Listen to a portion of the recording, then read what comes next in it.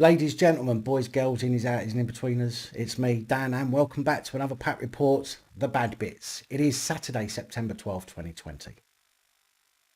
On the 8th of May, we spoke about former Essex Police Inspector Jonathan McLeod, 34-year-old McLeod, who was based in Basildon at the time of the incident but resigned in March this year, was subject to an independent Office for Police Conduct investigation after a woman reported him for a number of sexual offences. The IOPC investigated the complaints that had been made by the woman in January 2019, alleging that he had abused his position for sexual purposes. Following the investigation, which concluded in December 2019, the IOPC provided evidence to the CPS, who then made a decision to charge the dirty bastard. He was charged with 4 counts of sexual touching, and he will also be subject to a gross misconduct hearing. Although I don't believe the misconduct hearing has taken place yet, he did appear in court. McLeod did not enter a formal plea at Basildon Magistrates Court, but indicated that he would plead not guilty.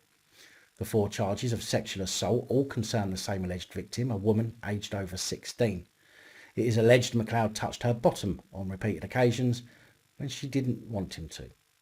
The other 3 allegations are of kissing the woman when she did not consent, and with 2 of the counts said to have happened at Basildon Police Station and the other at a Tesco car park in the town. McLeod was bailed to appear before Ipswich Crown Court for a plea hearing on the 8th of October. 35-year-old Chinglan Sang from Larkfield Road in Belfast is currently being held in Police Service of Northern Ireland custody, charged with 24 counts of breaching a sexual offences protection order that was placed on him. Although these breaches are not in relation to touching or physical contact with children, he has been charged with 16 counts of contacting a number of children at secondary and grammar schools, including allegations of sending an advertisement for online and face-to-face tutoring services, as well as supplying private teaching despite prohibitions on these actions.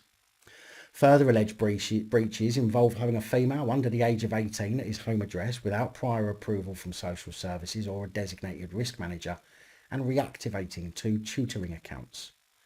In December last year, police claimed that Sang had contacted in excess of 200 children at 37 schools across Northern Ireland. It's suspected that he used school web pages, downloading and storing names and year group photos, and making contact on Snapchat.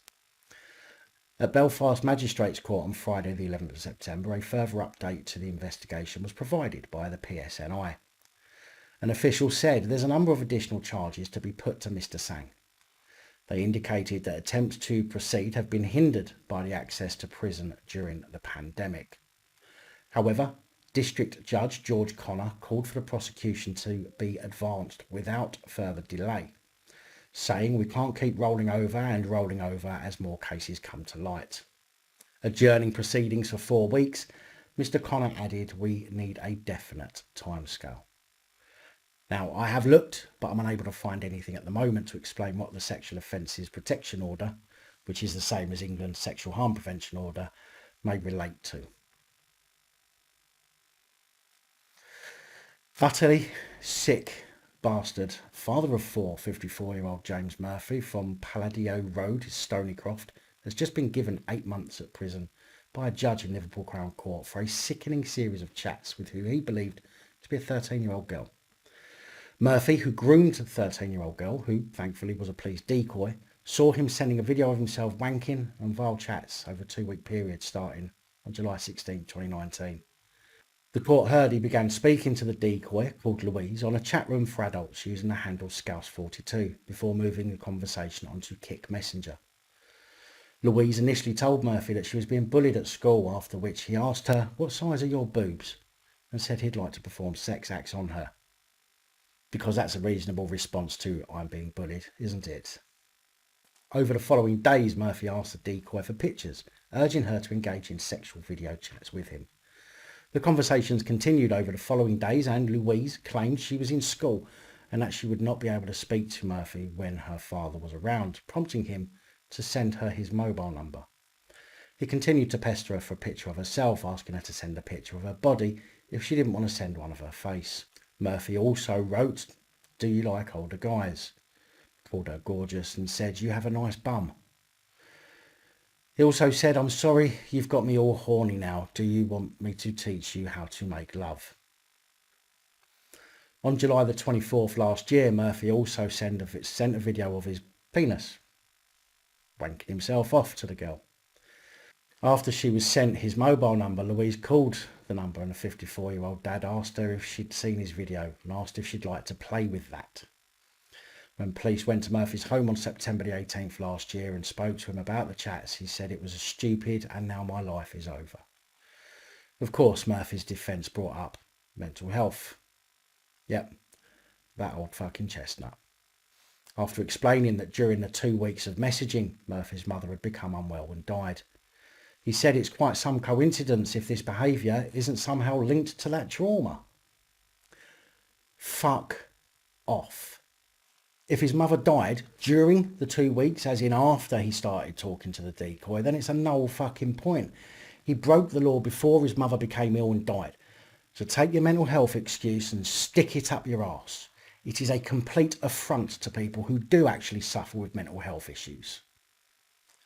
The judge, Recorder Ian Unsworth QC, noted that Murphy was persistent in grooming-like behaviour and sending sexualised messages. The judge considered that multiple acts of sexual activity were incited, but accepted no action had been taken and that it was a fictional victim. Well, isn't it funny how people can get quite hefty sentences for conspiracy to break the law? And although no action had taken place in respect of physically, he still actually broke the law by continuing to message a decoy after knowing or believing she was 13, and then going on to send a video of himself wanking and inciting her to send videos back. And although the judge did rule that it would not be appropriate to suspend the sentence, Murphy was only given 16 months, of which only half will be spent in jail and the other half on licence. What's the fucking point? Thank you so much for watching to the end. Big thank you to all of the channel supporters, one and all, especially Patreon supporters. Your support really does help. And that's all I have for you today. Please like, share, comment and subscribe. Let me know your thoughts, as I know many of you will. And until next time, stay safe, look after each other, film the police, other officials. And from Sergeant Big Ted, PC Little Ted, and from PAP, have a great weekend. Good night, all. Thank you for taking the time to watch this video. If you like the content and you'd like to help support the channel, you can do so. In the description of every video, there are some links to ways that you're able to help support the channel so I can continue putting out content. If you're unable to help us in that way, hit that subscribe button up the top there. If you haven't already, become a subscriber. That is support enough. Share the videos, comment, like, it all helps. If you're looking for something else to watch, up top there is my latest video. Down the bottom there is a video that YouTube recommends for you.